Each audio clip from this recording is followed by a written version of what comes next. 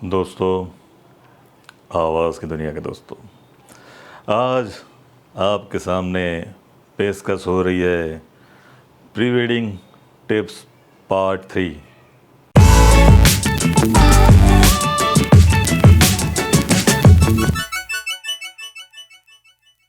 लेकिन ये क्या भाई साहब दिख क्यों नहीं रहे? तो हम थोड़ा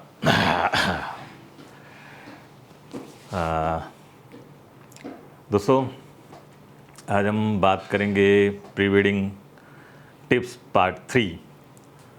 इसमें बजट की भी बात चलती रहती है क्योंकि लोगों के कमेंट आते रहते हैं, तो बात तो चलेगी और बात करेंगे। सीधी सी बात है, अगर आप प्री वेडिंग कर रहे हो, पहले तो प्री वेडिंग के लेवल तक पहुंचना चाहते हो, क्योंकि सीधी सी बात, आप मेरा एपिसोड देख रहे हो तो आपको प्री वेडिंग के लेवल तक पहुंचना है। और काफ़ी सारे लोग ये बोलते हैं कि कुछ लोग नहीं सुधरेंगे, कुछ लोग ये होंगे, तो उनको अपने हाल पे छोड़ दो। हो सके तो मेरा वीडियो उनके साथ शेयर कर दो। अगर वो बार बार देखेंगे तो शायद उनकी अकल कुछ काम करने लगे, क्योंकि आप देख रहे हो अभी कोरोना का कहर, महामारी के हिसाब से सारे बिजनेस ठप हुए पड़े हैं। शादियों में 50 लोगों की गिनती में फ़ोटोग्राफ़र आएंगे नहीं आएंगे, उसके विषय पर भी व्हाट्सएप पे चर्चा चलती रहती है। अब हम आपको क्या बताएं कि मान लो आप शादियों में एज अ फ़ोटोग्राफ़र जाते हो, तो सीधी सी बात है, फ़ोटोग्राफ़र एक ऐसा बंदा है पूरी वेडिंग में कि उसको बहुत ही एक्यूरेट रहना पड़ता है। आपको एक बात बताऊं कि पूरी वेडिंग में बैंड बाजे वाले होते हैं, हलवाई होता है, वेटर होते हैं, संगीत वाला होता है, डीजे होता है, सब कुछ होता है। लेकिन फिर भी जब दुल्हन तैयार होती है उस टाइम कितनी बार तो ऐसा हुआ है कि ब्यूटी पार्लर वाले भी चले गए हैं, तैयार अपना मेकअप वेकअप करके चले गए। दुल्हन के कमरे में दुल्हन गहनों से सजी हुई, पूरे जवेरात से, कपड़ों से एक दुल्हन सजी हुई अगर किसी के साथ कमरे में अकेली छोड़ दी जाती है तो वो फोटोग्राफ़र है। क्योंकि फोटोग्राफ़र के ऊपर इतना विश्वास होता है भाइयों, ये बहुत ही गर्व की बात है, बहुत ही फ़क्र की बात है कि एक फ़ोटोग्राफ़र के ऊपर पूरी वेडिंग में विश्वास किया जाता है। मैंने 94 से वेडिंग इंडस्ट्री में हूँ। 1994 से लेके 2020 तक dark room to DSLR to mirrorless मेरी जर्नी जो है, बहुत सारी शादियाँ की। आज तक किसी भी वेडिंग में या किसी भी वेडिंग से मुझे ऐसा अनुभव नहीं हुआ है कि किसी फ़ोटोग्राफ़र को कहीं भी आने जाने से रोक लगी हो। चाहे वो औरतों का कमरा हो, चाहे वो जेंट्स का, चाहे वो पूजा का, चाहे वो भगवान का, हर कहीं जाके वो फ़ोटो निकालता है, फ़ोटो खींचता है, वीडियो बनाता है। तो भाई साहब, ये फ़ोटोग्राफ़र की रिस्पेक्ट जो है वो रिस्पेक्ट बनी रहनी चाहिए। क्यों ये बात कर रहा हूँ? क्योंकि काफ़ी सारे फ़ोटोग्राफ़रों को मैंने नोटिस किया है और ग्रुप में भी ये बात चलती रहती है कि फ़ोटोग्राफ़र को आदत होती है। सीधी बात है, हमें भी आदत है, हम भी धुआं निकालते हैं, ऐसा नहीं है। कितने लोग मावा खाते हैं, कितने लोग खैनी खाते हैं, कितने लोग ड्रिंक भी करते होंगे। तो ये ऑन सेट अवॉइड कर रहे हैं। क्या आप एक दुल्हन के रूम में जा रहे हो और आपके मुंह से गुटखा की या सिगरेट की या दारू की बदबू आ जाएगी, तो वो कैसा सोचेंगे आपके बारे में? और ये आपके बारे में नहीं, आप सिर्फ अकेले मत रहो, आपकी पूरी प्रजाति यानी कि पूरी फोटोग्राफी इंडस्ट्री के बारे में ये सोच बन जाएगी। रिस्पेक्ट उतर जाती है एक पल में, एक पल में रिस्पेक्ट उतर जाती है। आप 100 पुण्य के काम कर लो, कोई मतलब नहीं है, लेकिन एक पाप करोगे ना, 100 पुण्य एक तरफ हो जाएंगे। ऐसी बातें थोड़ी थोड़ी आपके साथ शेयर करता रहूँगा, क्योंकि आप अगर इस वीडियो को दिल से अगर देख रहे हो और आप खुद के अंदर कहीं ऐसी गलती तो नहीं कर रहे हो ना। आज मैं भी जब स्मोक करता हूँ तो मैं एक कोने में जाता हूँ तो मेरा हाथ में कैमरा भी नहीं ले जाता, क्योंकि मेरे हाथ में अगर कैमरा है और मैं कोने में खड़ा हूँ और कोई गेस्ट मुझे देख लिया तो क्या सोचेगा, अरे यार फोटोग्राफर है। वैसे तो फोटोग्राफर को 1-2 दिन में पहचान नहीं लगते हैं, सारे गेस्ट पहचान जाते हैं, हाँ भाई ये फ़ोटोग्राफर है, क्योंकि उनको अपनी एक अच्छी फ़ोटो बनवानी होती है। इसलिए शादी में फ़ोटोग्राफर के ऊपर सबकी नज़रें होती हैं। हाँ, एक ही ऐसा बंदा है जिसके ऊपर सबकी नज़र, हालांकि ना वेटर पे ना इस पे, फ़ोटोग्राफर के ऊपर सबकी नज़रें होती है। और कभी कभार तो सुंदर सुंदर भाभियाँ आके हमें बोलती है, भाई साहब हमारी ले लो फ़ोटो।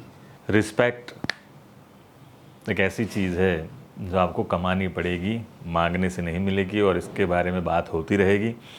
ऐसे तो हमारे पुणे के सचिन भोर सर इसके ऊपर बहुत ही वर्क कर रहे हैं और हम भी उनके सहायक हैं, और हो सके उतने पॉइंट पे रिस्पेक्ट की बात करते रहेंगे, क्योंकि आपको जैसे जैसे रिस्पेक्ट मिलती जाएगी वैसे वैसे आप एक ब्रांड बनते जाओगे, और रिस्पेक्ट आप कमाओगे तो ब्रांड अपने आप बन जाओगे। और ब्रांड बनने के लिए आपको अपनी एक MRP तय करनी होगी, और MRP मैं लास्ट टाइम भी शेयर कर चुका हूँ कि नॉर्मल स्टार्टिंग कम से कम 35,000 रुपये तो होना ही चाहिए। उसके ऊपर भाई साहब, यानी कि 2 दिन की नॉर्मल वेडिंग है तो फिर 3 दिन की है तो फिर आप 35,000 पकड़ के चलोगे, 4 दिन की वेडिंग है तो भी 35,000 पकड़ के चलोगे, ये गलत है।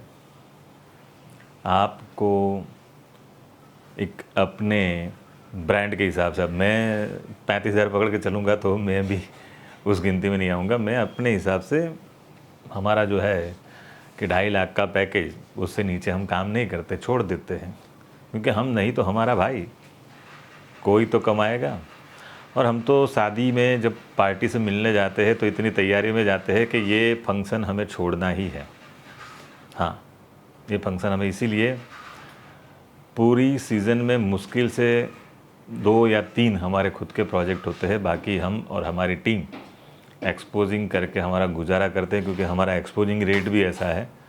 और जो बड़े वेडिंग या बड़े इवेंट वाले हैं वो हमें वो रेट दे भी देते हैं, और हम, सीधी सी बात है, हमारा एक्सपोजिंग बढ़ाएंगे तो वो अपना बजट बढ़ाएंगे, तो जो हायर बजट है उसमें ही काम करते हैं, क्योंकि हम मर्सिडीज़ तो मर्सिडीज़ से ही चलेंगे, मारुति में नहीं बैठेंगे, ऐसा पकड़ के चले हैं।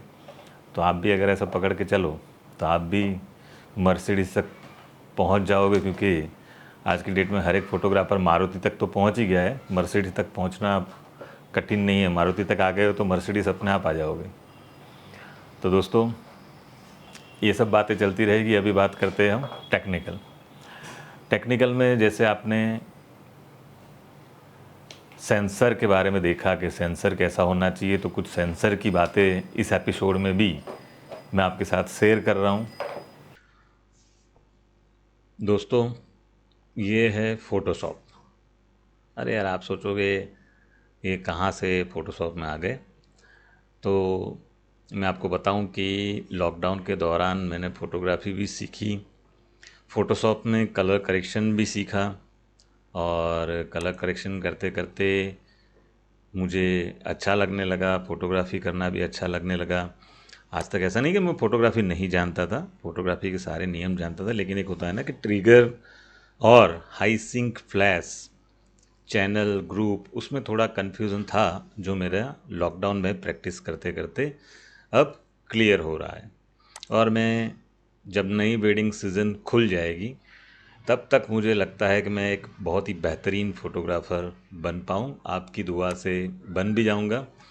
यहाँ पे मैं एक फ़ोटो ओपन करता हूँ। चलो ये फ़ोटो ओपन कर देता हूँ। आज मेरे फ़ोटो पे बात करते हैं।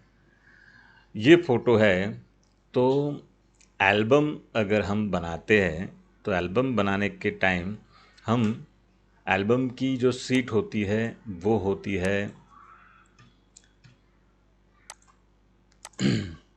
मैं यहाँ इंच में गिनती करूँगा, 36/12।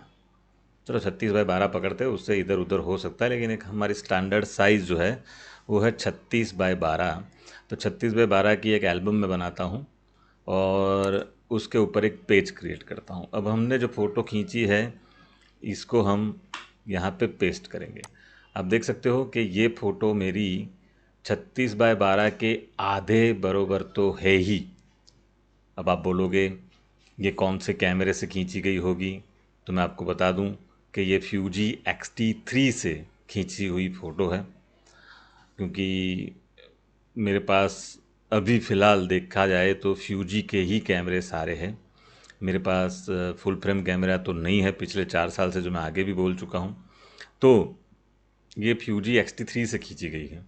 अब मान लो हम एल्बम की सीट की डिज़ाइनिंग करते हैं, तो यहाँ पे एक और फ़ोटो हम खोल देंगे। मैं आपके सामने थोड़ी 2-4 फ़ोटो ओपन ही कर देता हूँ। चलो, एक ये फ़ोटो है, और अगर पूरी शीट में अगर कोई आ जाए तो ये फ़ोटो है। अब मान लो ये फ़ोटो का मैं बैकग्राउंड बनाता हूँ, ये जो फ़ोटो है उसका मैं बैकग्राउंड बनाता हूँ। इसको भी कॉपी करके मैंने यहाँ पे अभी इसको हाइड कर देता हूँ और इसके ऊपर डाला, तो ये मेरा बन गया बैकग्राउंड। यहाँ पे मान लो मैं इसके ऊपर या तो ये फ़ोटो को इसके नीचे, तो ये 12x36 की एक सीट है, यानी कि मैंने नॉर्मल APS-C सेंसर वाले कैमरे से फ़ोटो खींची है, ना अभी किसी को जूम किया है ना कुछ भी किया है। अगर करना पड़ा मुझे तो Ctrl+T मार के उसको छोटा, यानी कि आप कोई भी आपका कैमरा उठाते हो, आज तक किसी भी कैमरे में ऐसा सेटिंग नहीं है कि मैं 4x6 या 5x7 या 6x8 या 12x36 इस टाइप की ही फ़ोटो खींच पाऊँ। अब मान लो मेरी ये फ़ोटो है, या तो इसके ऊपर एक और फ़ोटो डाल देता हूँ जो कि ऑलरेडी ओपन है यहाँ पे। चलो ये फ़ोटो डाल देते हैं। तो ये फ़ोटो डालता हूँ और ये फ़ोटो यहाँ पे पेस्ट करता हूँ, इसके लेयर को ऊपर ले आता हूँ और Ctrl+T मार के इसको छोटा करके यहाँ पे या कहीं पे भी हम डिज़ाइन जब करते हैं एल्बम, तो कुछ इस तरह एल्बम हमारी डिज़ाइनिंग होती है। तो ये फ़ोटो हमें बार बार Ctrl+T मार के छोटा करना पड़ता है, यानी कि कंप्रेस। अब जब हम कंप्रेस करते हैं तो उसकी डिटेलिंग बढ़ने लगती है, ना कि लॉस होती है। आप मान लो कोई भी फ़ोटो है, एक और फ़ोटो ओपन करेंगे हम, कि जैसे मान लो ये फ़ोटो है, फ़ोटो नेचुरल, अभी इसको कहीं से भी क्रॉप नहीं किया है, और मान लो इसको मैं ले जाऊंगा, तो ये फ़ोटो यहाँ से ऐसे मैंने एक कॉपी किया, और कॉपी करने के बाद मैंने यहाँ पे आ गया, और यहाँ पे आने के बाद पेस्ट की।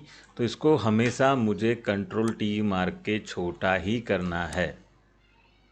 यहाँ पे मान लो मुझे लगानी है, तो ऐसे Ctrl+T मार के मुझे हमेशा छोटा ही करना है, कभी उसको एनलार्ज करने की बारी नहीं आती है। दुनिया का कोई भी कैमरा उठाओ, उसके अंदर कोई ऐसी सेटिंग नहीं होती है कि 5x7 खींच के दो, 6x8 खींच के दो, या 12x36 की ही खींच के दो। ये होता है कि आपकी एक बड़ी से बड़ी इमेज निकल के आए, जिसको हम सेटिंग में, ये देख सकते हो आप यहाँ पे कहीं पे भी, आप देखो कहीं पे भी 4x6 या 5x7 का सेटिंग नहीं है। ये मेरा लार्ज है, और आप नीचे देख सकते हो 26 मेगापिक्सल। लार्ज में अगर मैं रखता हूँ तो 26 मेगापिक्सल है। अगर मैं नीचे आता हूँ तो 22 मेगापिक्सल, उससे भी अगर मैं कम कर देता हूँ तो 17 मेगापिक्सल, उससे भी अगर कम करूँगा तो 13 मेगापिक्सल, उससे भी अगर कम करता जाऊँगा तो 11 मेगापिक्सल, 9 मेगापिक्सल, 6 मेगापिक्सल, 5 मेगापिक्सल। यानी दोस्तों, कहने का मतलब ये है कि आपने 50 मेगापिक्सल का 100 मेगापिक्सल का कैमरा ख़रीदा, लेकिन आपने प्रॉपर सेटिंग नहीं रखा है, तो आपके मेगापिक्सल यहाँ पे कम होते जाते हैं। तो आप कौन से सेटिंग में रखते हो, ये भी आपको तय करना है और आपको जानना ज़रूरी है। तो ये मेगापिक्सल फ़ोटोग्राफी में होते हैं, और हमेशा मैं अपना कैमरा रखता हूँ फाइन प्लस रो में। जी हाँ दोस्तों, फाइन प्लस रो, यानी कि JPG भी 22 मेगापिक्सल में हो और रो प्रॉपर 22 मेगापिक्सल में एक रो फोटो खींच के आए। हमेशा ऐसा सेटिंग आपको रखना चाहिए अपने कैमरे में, चाहे आपके पास APS-C सेंसर हो या फुल फ्रेम हो। अगर आपको सेटिंग नहीं आती तो फुल फ्रेम ख़रीद के भी कोई फ़ायदा नहीं है। सेंसर जैसे इस टाइप से फ़ोटो खींचता है, तो ऐसे ही हमारा सेंसर वर्क करता है और हम फ़ोटो को जितना कंट्रोल टी मार के छोटा करते हैं उतना ही उसका डिटेलिंग बढ़ता जाता है। तो ऐसे ही सेंसर की टेक्नोलॉजी वर्क करती है, जो मैं अभी आपको बताऊंगा। ये वीडियो आपको ध्यान से देखना है बिना स्किप किए। ये आप देख सकते हो एक कैमरा है और कैमरे के अंदर सेंसर है। क्या कभी किसी कैमरे में ऐसा सेंसर होता है? नहीं होता है, सीधी सी बात है।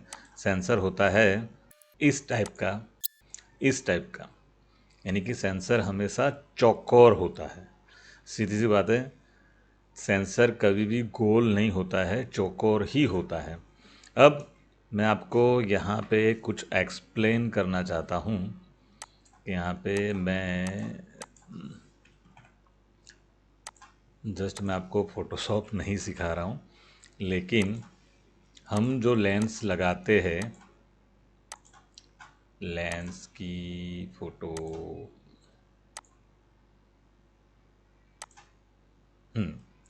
ये हमारा लेंस है, तो मैं इसको ले जाऊंगा यहाँ पे। कहाँ गया? यहाँ पे। अब ये मेरा लेंस है और मैं लेंस को जब फिट करता हूँ तो मेरा लेंस कुछ इस तरह से फिक्स होता है। ठीक है, अभी फिर से इसको मैं छोटा ही कर देता हूँ ताकि आपको समझ आए। ये मेरा लेंस यहाँ पे है। अब यहाँ पे आप देख सकते हो कि मेरा लेंस कुछ इस तरह से फिक्स होता है और मैं अगर ये लेंस का ये सर्कल जो मैंने बनाया है कुछ इतना सर्कल में ये फिट होता है, नॉट एग्जैक्ट, बट मैं आपको जो चीज़ एक्सप्लेन करना चाहता हूँ वो कुछ इस तरह से हो सकती है।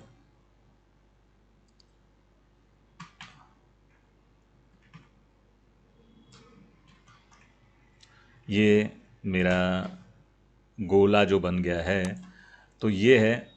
और अब मैं इस पे से ये लेंस हटा देता हूँ तो कुछ इतनी गोलाई है, ये राउंड भी हटा देता हूँ तो कुछ ये अभी आपको सिलेक्शन जो फिक्स यहाँ पे नज़र आ रहा है, तो कुछ इतना लेंस गोलाई पे होता है।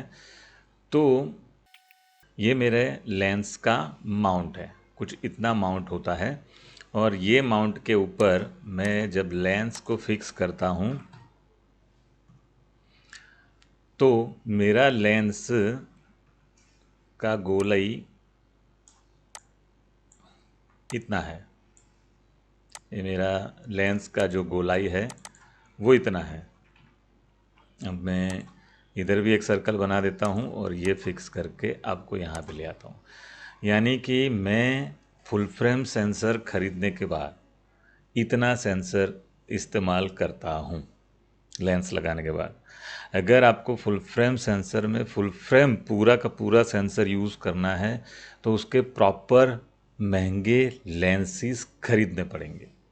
अब यही टेक्नोलॉजी हम APS-C सेंसर में आजमाएंगे।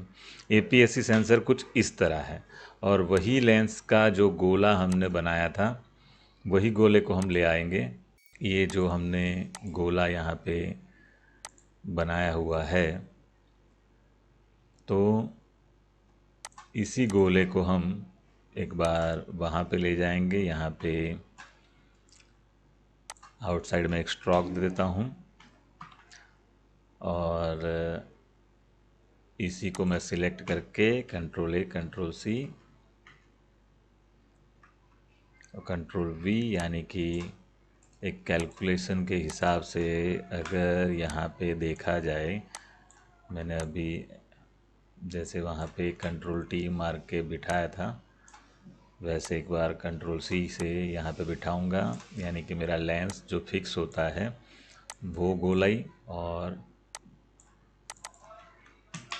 अब आप देख सकते हो कि वहाँ पे कितना सेंसर यूज़ होता था फुल फ्रेम में लेंस लगाने के बाद, और APS-C में आप जब लेंस लगाते हो तो आपका सेंसर कितना परसेंटेज यूज़ हो रहा है। यहाँ पे मैं बाकी सारी इमेजेस अभी बंद कर देता हूँ, इसको भी बंद कर देता हूँ, इसकी भी कोई ज़रूरत नहीं है। ये और ये हम कंपैरिजन में रखेंगे तो यहाँ पे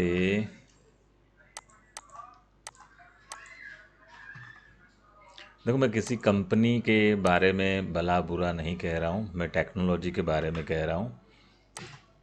हम यहाँ से, ये मेरा दो बॉडी है और दो बॉडी के ऊपर ये मेरा लेंस जब यूज़ होता है, यहाँ पे मैं जो लेयर की आँख ऑन ऑफ कर रहा हूँ, तो यहाँ पे जो मेरा यूज़ होता है तो ये मेरा यूज़ होता है सेंसर 75%। जी हाँ। और उसी जगह मैं अगर यहाँ पे देख रहा हूँ तो कम से कम 98% तक वो सेंसर को इस्तेमाल कर रहा है।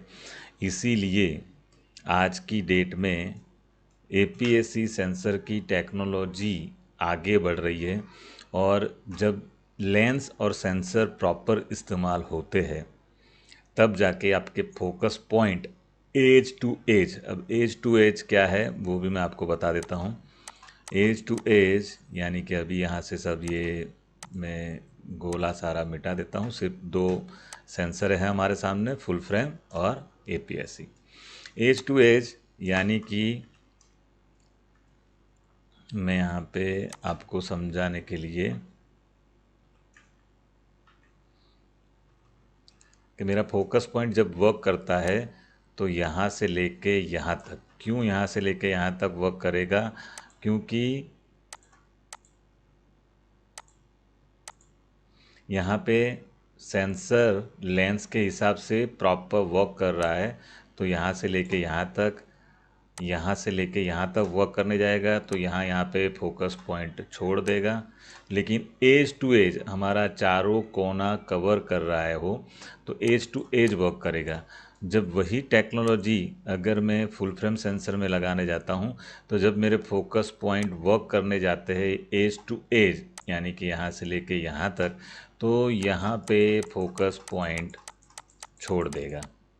ये जितना भी हिस्सा है इससे बाहर मेरा सब्जेक्ट जाएगा तो तुरंत वहाँ पे फोकस पॉइंट वो छोड़ने लगेगा। हमारा जो वर्क होगा वो वर्क फोकस पॉइंट का यहाँ पे, जहाँ पे मैं रेड मार्किंग अभी कर रहा हूँ, तो यहाँ पे फोकस का वर्क होगा। जबकि उसी जगह एपीएससी में आप देख रहे हो पूरा सेंसर लेंस से कवर होता है। तो ये एपीएससी टेक्नोलॉजी हमेशा मैं दोहराता हूँ बार बार कि now days APSC sensor technology is a must. तो आप अपना कैमरा, मैं आपको अभी फिर से एक बार बताऊंगा, आप अपना कैमरा लेना, कैमरा लेने के बाद आपका जो लेंस है, मैं लेंस की यहाँ पे फ़ोटो ओपन करना चाहूँगा एक बार।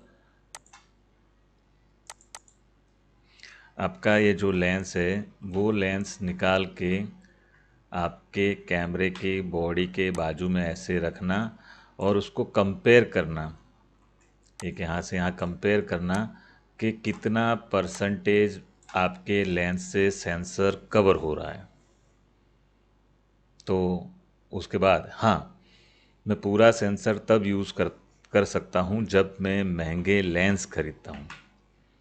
आप कोई भी ब्रांड में महंगे लेंस लेंगे तो उसका पीछे का डायाफ्राम जो है वो पूरा ओपन होके पूरा वो सेंसर के साथ वर्क करेगा, जो कि सस्ते लेंस होंगे उसमें कम वर्क करेगा, कम कवर करेगा, तो सेंसर कम यूज़ होगा, तो फोकस पॉइंट कम वर्क करेंगे।